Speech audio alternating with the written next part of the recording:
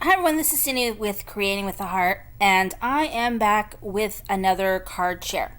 So the card share today is projects from the Greetery, and I have the Pinwheel Party. It's like a kit, I guess. I've had it forever and I've never used it. So it comes with a stamp, a die, a couple of die sets actually, and a stencil. So it's pretty cool.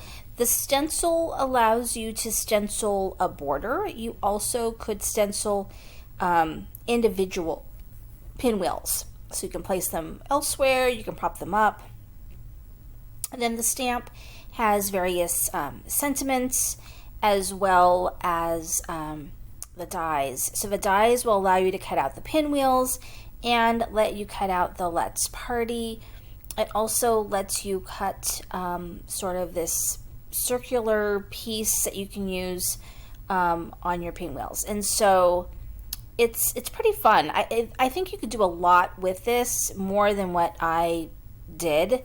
I have so many things that I want to do and just not enough time. And so I can't spend as much time.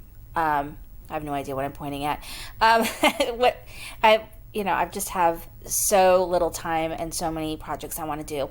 And so I have been trying to kind of go into what I consider my backlist, items I've had for a while and I have not used. I think I also pulled out a Lawn Fawn sentiment stamp to use as well for one of the cards. I think, yeah, that's what it looks like. And so, because I think that card was like sort of a one layer kind of card. And so anyway, you'll see what I did. And so this first one here, I used the stencils to help me ink blend around my pinwheels. So I used the individual pinwheel stencil to stencil different places on the card, and then I went ahead and I stenciled separate ones that I then cut out. And I also cut out solid pieces in gold and in black, and then I just kind of layered them on top. And I did the Let's Party, and I threw some gold paint on the front of the card too, which you can't really tell too much here, but it looks really good. It really kind of brings everything together with all the gold accents that I used on it.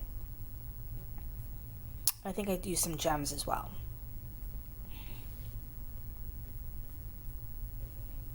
Really fun stencil to use. Super easy. You could just do any color you want. This one is like a red, white, and blue. It says "Let's party and eat lots of cake."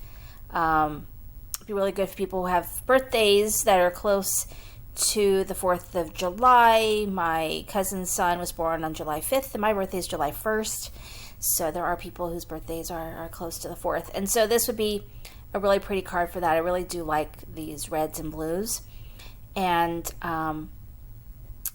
I used the border stencil for this, and then I stenciled separate, like individual pinwheels that I then used the dies to cut out. And I used a little gold piece, and then I did find some enamel dots that kind of matched. And I used the accent dies as well with the stars and little streamers. And then this last card, I used the border, but I did a different orientation.